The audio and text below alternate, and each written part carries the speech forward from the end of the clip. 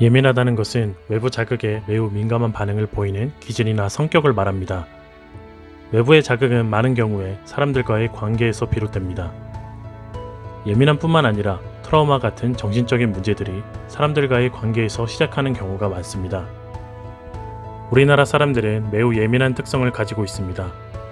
대한민국 사람들을 대상으로 예민함에 대한 연구가 전국적으로 진행된 예는 없지만 국수적인 연구에서 다른 나라와 비교할 때 우리나라 사람들이 예민한 특성이 있다고 합니다. 정확하게 왜 그런지 이유는 알 수 없지만 극동아시아 국가인 일본, 중국, 한국에 공통적으로 예민한 부분이 있고 거기에 일제강점기와 한국 전쟁 등을 겪으면서 내재된 국민적 트라우마도 영향을 미치지 않을까 추정할 수 있습니다. 매우 예민한 사람들은 예민함이 심해지면 긴장, 걱정, 불면에 이어 우울증으로 진행될 수 있지만 스스로의 노력을 통해서 뇌의 균형을 찾고 항상성을 잘 유지하면 보통 사람에게는 없는 통찰을 얻게 되고 창의적인 아이디어를 낼 수 있습니다. 또한 다른 이들에게 잘 공감하고 도움을 주는 사람이 될 수 있습니다. 예민성에서 비롯되는 많은 정신적 문제들을 극복하고 이겨낸 유명인들도 많습니다. 한 공포증을 이겨낸 스티브 잡스, 신경쇠약과 편집증 증세를 드러냈던 아이작 뉴턴, 심한 우울증을 글과 그림을 그리며 극복한 윈스턴 처칠, 우울증이 있었던 음악가 로베트 슈만 등이 있습니다.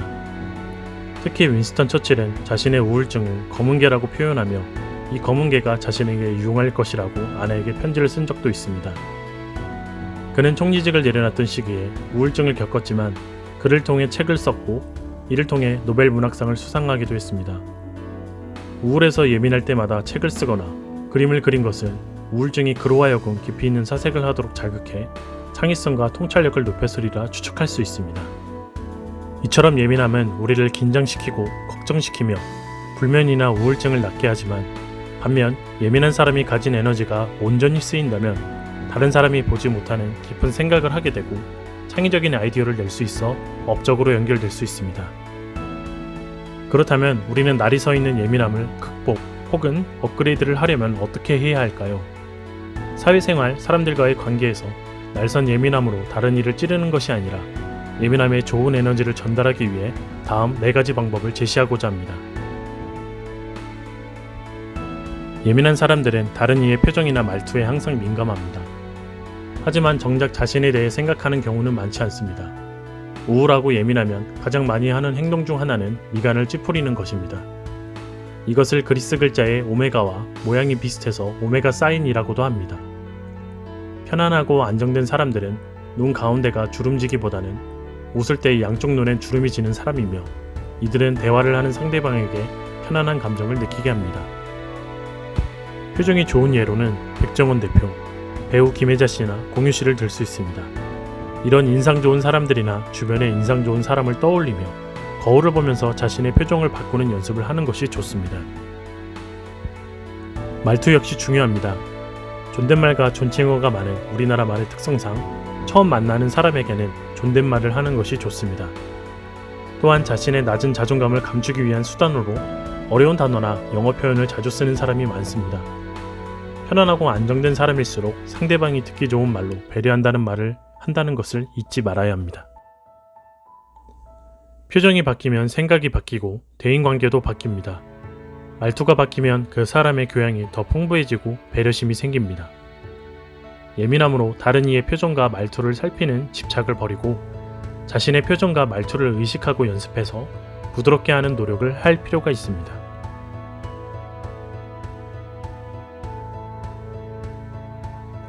우리 몸은 스트레스를 받으면 교감신경계가 활성화되고 이에 긴장 호르몬인 카테코라민을 혈액 속으로 분비하게 됩니다. 이 호르몬이 분비되면 전신 근육이 수축되고 심장이 빨라집니다. 뇌에서는 편도체를 활성화시켜 위험에 대한 반응을 강화하고 기억력과 집중력을 떨어뜨립니다. 이렇게 되면 분비되는 카테코라민이 더욱더 전신으로 빠르게 전달되고 답답함과 심장박동이 빨라지는 악순환을 겪게 됩니다. 그렇기에 여러가지 일들로 스트레스를 받으면 우리는 휴식을 취해야 합니다. 쉰다는 것은 우리 몸과 정신이 완전히 이완되어 편안한 상태가 되는 것을 말합니다. 단지 일을 안 하거나 가만히 있는 것을 넘어선 상태로 대표적인 것이 수면입니다. 이런 수면 외에도 완전히 쉬는 능력을 지니는 것은 예민함을 다루는데 매우 중요합니다. 휴식을 취할 때 스마트폰을 하면서 SNS를 보고 동영상을 보는 것은 오히려 몸을 더 피곤하게 합니다. 보고 싶지 않은 정보들도 계속 눈과 귀에 입력되기 때문입니다. 또한 자신의 업무나 일과 비슷한 휴식은 업무의 연장과 같은 부담을 몸에 주게 됩니다. 예를 들어 하루 종일 사무실에서 서류 작업을 하는 사람이 쉴 때 인터넷을 하거나 머리를 쓰는 게임을 하면 이는 충분히 쉬는 것이 아닙니다. 차라리 땀을 흘리는 운동을 하는 것이 더 휴식을 취하는 데 좋습니다. 무엇보다 자신이 무엇을 할 때 생각이 단순해지고 긴장이 풀어지는지를 알아야 합니다. 예민한 사람은 잠이 안 와서 고생하며 잠이 든다 해도 자주 깨서 또 고생을 합니다. 예민한 사람은 잠을 자려고 불을 끄면 예민함이 더 각성되고 그날 하루의 일들이 생각나고 생각이 꼬리를 물고 이어집니다. 그래서 예민한 사람에게는 수면 위생 관리를 추천합니다. 1. 낮잠을 피한다. 2. 잠자리에 누워있는 시간을 일정하게 한다. 3. 주말이나 휴일에도 일어나는 시간을 일정하게 한다. 4. 밤에 일어나더라도 시계를 보지 않는다. 5. 잠자리에 들기 약 2시간 전에 더운 물로 목욕을 한다. 6. 잠자리에 누워서 10분 이상 잠이 들지 않으면 일어나서 단순 작업을 하면서 잠이 올 때까지 기다린다. 7. 침대는 오로지 잠을 자기 위해서만 사용한다.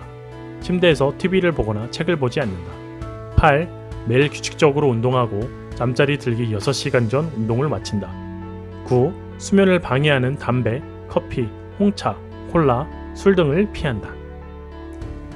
무엇보다 가장 중요한 것은 일정한 시간에 일어나는 것입니다. 아침에 깨서 생활하면서 생체 리듬이 시작되는데 생체 리듬을 항상 일정하게 유지하기 위해서는 가장 중요한 것이 일정한 시간에 일어나는 것입니다. 그리고 아침에 깰 때는 완전히 깨는 것이 중요한데 가장 효과적인 것이 눈에 빛을 들어오게 하는 것입니다. 아침에 일어나면 커튼을 걷고 빛을 쐬는 것이 중요하며 가능하다면 햇빛을 쐬면서 30분 정도 걷는 것이 좋습니다. 또 자기 전에 유튜브를 보는 습관이 있는 사람이 있는데 자극적인 영상은 수면을 방해하게 됩니다. 하지만 또 예민한 사람들은 동영상을 볼 때 축구, 테니스, 야구, 반려동물과 같은 콘텐츠를 보면 쉽게 잠이 드는 이들이 있다고 합니다. 영상에 나오는 공이나 사물을 좌우로 빠르게 따라가면서 긴장이 완화되고 잠이 오는 것입니다. 물론 소리는 작게 해서 자극적이지 않게 하는 것이 좋습니다.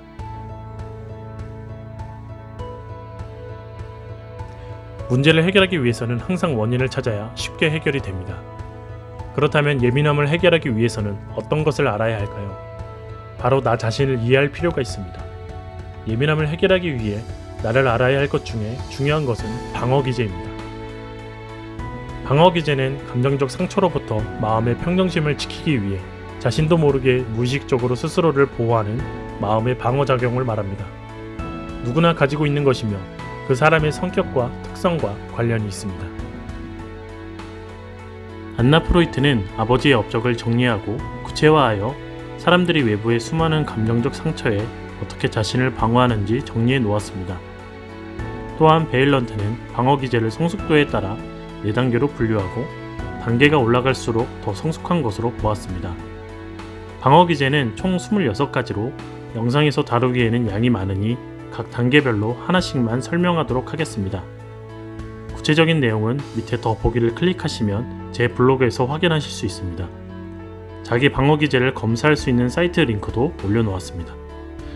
첫 번째 단계인 자기애적 방어기제 중 투사입니다. 자신의 결점이나 받아들일 수 없는 행동에 대한 책임을 타인에게 돌려버립니다. 예를 들면 자신이 잘 안되는 이유를 부모 탓, 나라 탓으로 돌립니다. 두 번째 단계의 미성숙한 방어기제 중 신체화입니다. 우울, 불안 등의 정신적인 문제가 신체적으로 나타나는 것을 의미합니다. 예를 들면 전신에 통증이 있어 검사를 하면 아무 이상이 없는 경우이며 스트레스를 받으면 더 통증이 심해지는 것입니다. 두 번째 단계 신경증적 방어기제 중 합리화입니다. 자신의 문제 행동에 대해 그럴듯한 이유를 대서 합리적이고 이성적으로 재해석하는 것입니다. 예를 들면 시험 전에 노는 것을 공부에 더 집중하기 위해서라고 변명하는 것입니다. 네 번째 단계의 성숙한 방어기제에는 억제가 있습니다. 의식적으로 느껴지는 충동과 갈등을 축소하거나 조절하는 것으로 예를 들면 자기도 모르게 죽고 싶은 충동이 들 때 운동을 하면서 생각을 조절하거나 건강에 도움을 주는 경우입니다. 예민한 사람은 자기애적 방어 기제나 미성숙한 방어 기제, 신경증적 방어 기제를 자신도 모르게 사용해서 대인관계와 가족관계에 문제를 일으키고 또다시 예민한 상황에 처하는 악순환을 겪기가 쉽습니다. 때문에 예민한 사람은 자기가 어떤 방어 기제를 쓰는지를 알고 이에 따라 의식적으로 자신의 문제를 바라보고 바꾸려고 노력해야 합니다.